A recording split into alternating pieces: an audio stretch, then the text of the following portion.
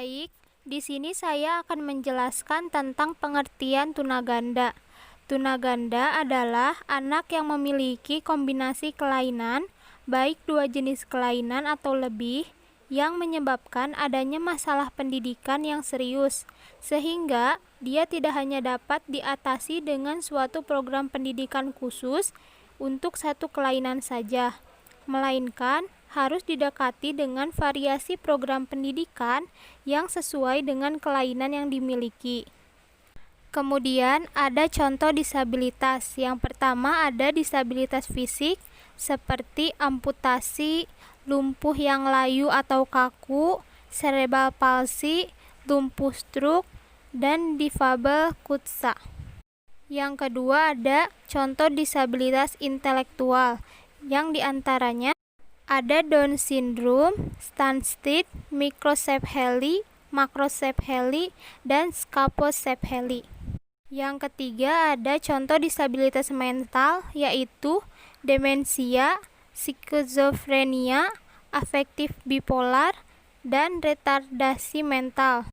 Dan yang terakhir ada contoh disabilitas sensori, yang diantaranya ada tunanetra, tunarunggu, dan tunawicara. Disabilitas ganda adalah dua kondisi disabilitas atau lebih yang terikat satu sama lain dan tidak dapat diidentifikasi yang mana utamanya. Misalnya, pada penyandang tunanetra disertai dengan tunarungu, atau pada penyandang tunadaksa disertai dengan tunagrahita atau bahkan sekaligus. Terdapat macam-macam disabilitas ganda. Yang pertama, pada disabilitas fisik-fisik. Contohnya adalah pada penyandang paraplegia disertai dengan cerebral palsy. Yang kedua, pada disabilitas fisik mental. Contohnya adalah pada penyandang difabel akibat kusta disertai dengan demensia. Yang ketiga, pada disabilitas fisik intelektual. Contohnya adalah pada penyandang cerebral palsy disertai dengan Down syndrome. Yang keempat, pada disabilitas intelektual sensorik. Contohnya adalah pada penyandang scapulocephaly disertai dengan tunanetra. Kemudian ada karakteristik disabilitas ganda. Yang pertama, memiliki dua atau lebih ragam disabilitas, antara lain disabilitas fisik dengan fisik, disabilitas sensorik dengan sensorik, disabilitas fisik dengan intelektual, dan lainnya. Yang kedua, memiliki hambatan dalam berinteraksi sosial dan terbatas dalam berekspresi dengan orang lain. Yang ketiga, pada umumnya memiliki keterlambatan perkembangan fisik. Yang keempat, memerlukan bantuan dalam pemenuhan kebutuhan adaptifnya. Yang kelima, sensitif pada keamanan. Yang keenam, beberapa anak dengan disabilitas ganda berkomunikasi dengan simbol-simbol yang bersifat konkret, semi-konkret, dan semi-abstrak, sehingga sangat membutuhkan komunikasi augmentatif yang sebagian besar diambil dari benda-benda konkret. Yang ketujuh, beberapa anak dengan disabilitas ganda dapat mengembangkan pemahamannya sampai konsep bahasa, sehingga membutuhkan simbol bahasa seperti huruf-huruf awas yang diperbesar atau huruf braille. Yang kedelapan, anak dengan disabilitas ganda memerlukan semua dukungan sesuai dengan kondisi disabilitasnya dalam bentuk penanganan.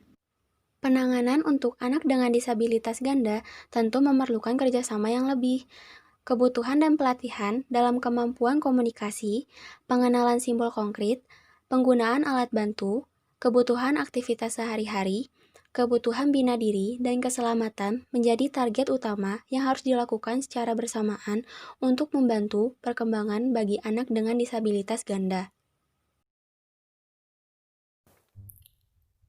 Selanjutnya, ada intervensi atau strategi yang digunakan guru dalam menangani anak dengan disabilitas ganda. Menurut Morris pada tahun 1985, mengatakan bahwa untuk mengatasi berbagai masalah tingkah laku yang disebabkan oleh faktor fisik maupun biologis, dalam intervensi merujuk pada metode modifikasi perilaku. Modifikasi perilaku ini dapat digunakan secara efektif. Menurut Mangunsong, pada tahun 2014, pendekatan modifikasi perilaku dapat diterapkan pada anak dengan tuna ganda atau disabilitas ganda. Metode ini merupakan gabungan dari berbagai macam metode yang digunakan kepada anak yang mengalami disabilitas ganda. Seperti yang telah dijelaskan sebelumnya, terdapat beberapa kasus disabilitas ganda. Salah satunya yaitu kasus disabilitas yang berfokus pada tunagrahita dengan gangguan pendengaran. Tunagrahita adalah anak dengan kemampuan intelektual dan kognitif di bawah rata-rata yang disebabkan oleh faktor genetik. Pada anak tunagrahita dengan gangguan pendengaran yang sedang, perkembangan yang terganggu pertama kali yaitu perkembangan bahasa.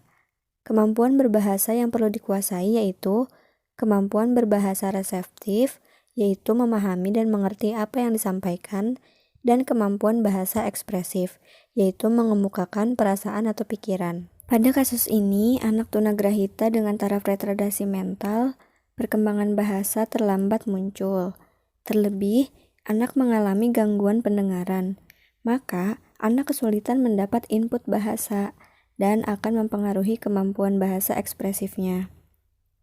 Oleh sebab itu, perlu adanya intervensi yang dilakukan oleh guru, orang tua, dan dukungan lingkungan sosial dalam mengembangkan kemampuan bahasa dan pendengaran, yaitu melalui beberapa metode sebagai berikut. Pada kasus ini, gangguan pendengaran yang dialami anak masih di taraf sedang, sehingga untuk melatih gangguan pendengarannya dapat menekankan pada spoken language dan menggunakan stimulus atau metode speech reading atau membaca ujaran, ekspresi wajah dan gerakan tubuh, serta lip reading atau membaca gerak bibir. Di sini, anak akan mengedepankan kemampuan visualnya. Oleh sebab itu, guru dapat berkomunikasi dengan siswa dengan bantuan gambar atau visual agar lebih mudah. Secara tidak langsung, pada kasus ini anak akan terganggu mentalnya. Untuk melatih retardasi mental dapat menggunakan token ekonomi. Token ekonomi merupakan bentuk modifikasi perilaku yang dirancang untuk meningkatkan perilaku yang diinginkan dan mengurangi perilaku yang tidak diinginkan dengan menggunakan token. Terdapat 3 prinsip token ekonomi. Yang pertama, memberi reward. Yang kedua, memberi bentuk penghargaan atas pencapaian. Yang ketiga, token ditukar dengan reinforcer dan yang lainnya. Maka, pada kasus ini, intervensi yang digunakan yaitu dengan menggunakan speech reading, serta disertai penguatan perilaku dengan teknik token ekonomi. Demikian yang dapat kami sampaikan. Sekian dan terima kasih.